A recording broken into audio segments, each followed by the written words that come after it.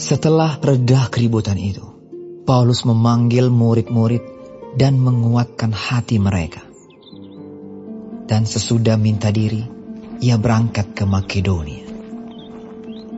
Ia menjelajah daerah itu dan dengan banyak nasihat menguatkan hati saudara-saudara di situ. Lalu tibalah ia di tanah Yunani. Sesudah 3 bulan lamanya tinggal di situ, ia hendak berlayar ke Syria.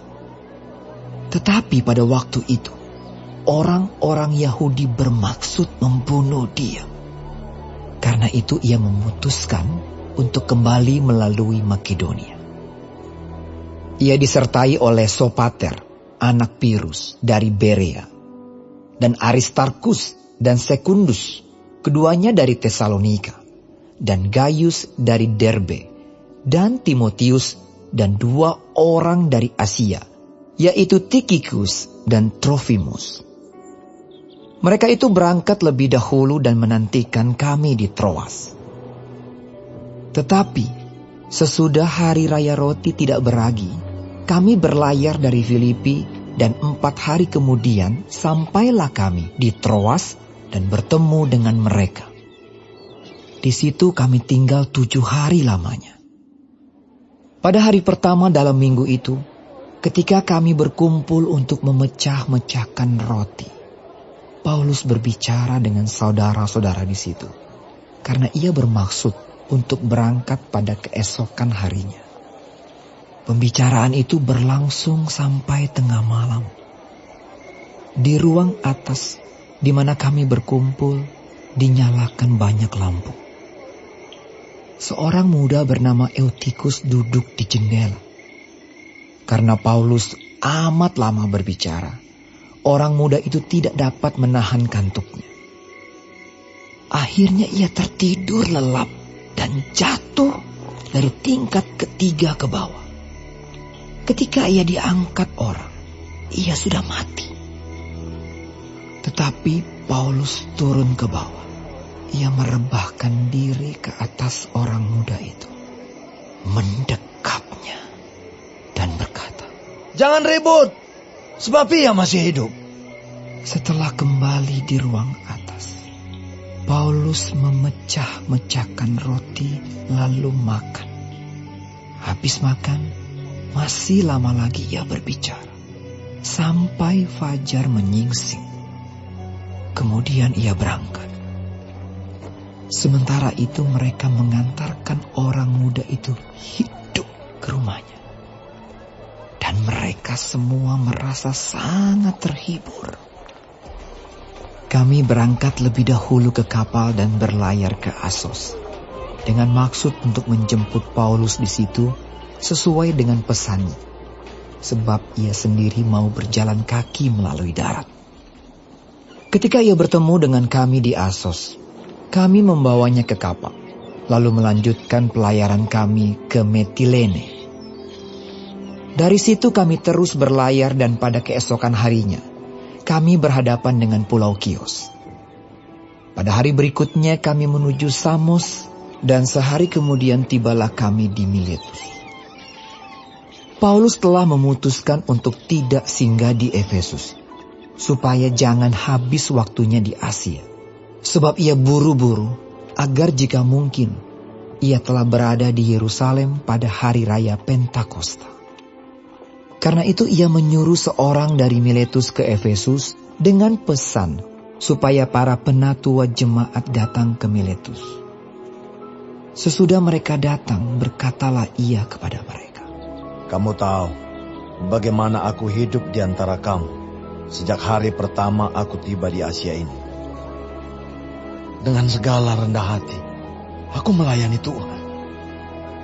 Dalam pelayanan itu aku banyak mencucurkan air mata dan banyak mengalami pencobaan dari pihak orang Yahudi yang mau membunuh aku.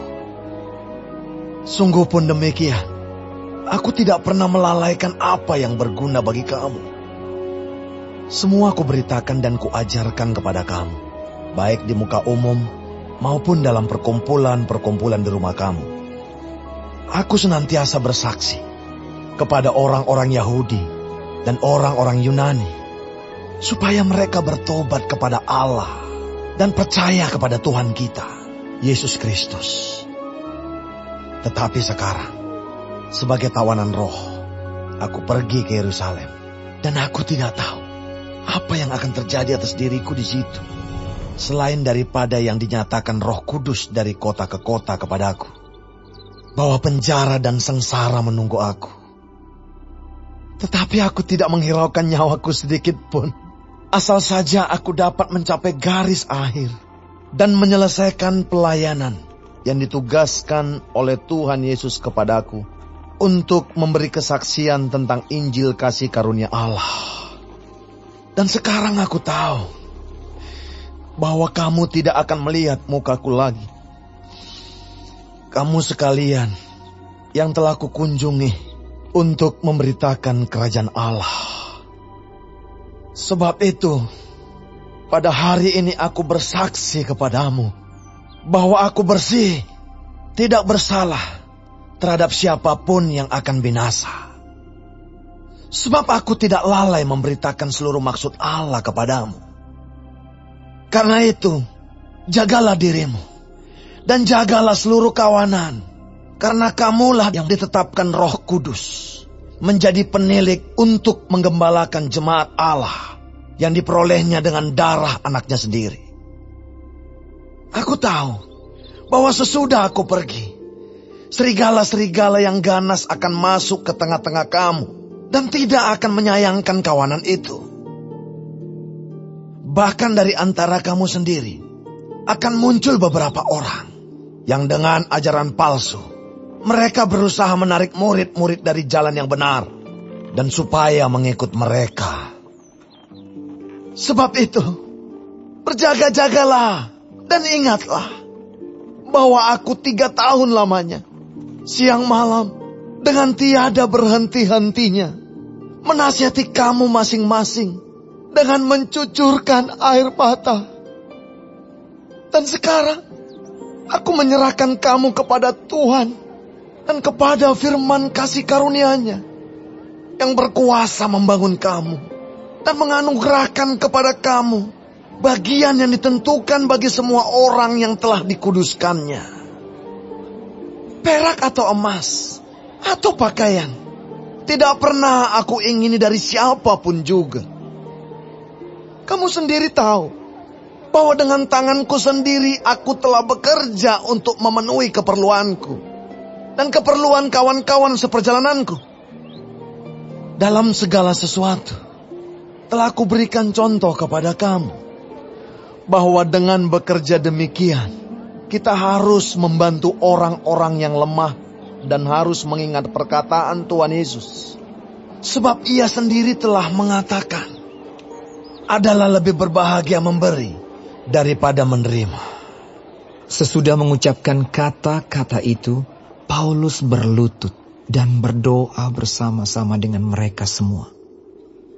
Maka menangislah mereka semua terseduh-seduh sambil memeluk Paulus. Mereka berulang-ulang mencium dia. Mereka sangat berduka cita. Terlebih-lebih karena ia katakan bahwa mereka tidak akan melihat mukanya lagi. Lalu mereka mengantar dia ke kamar.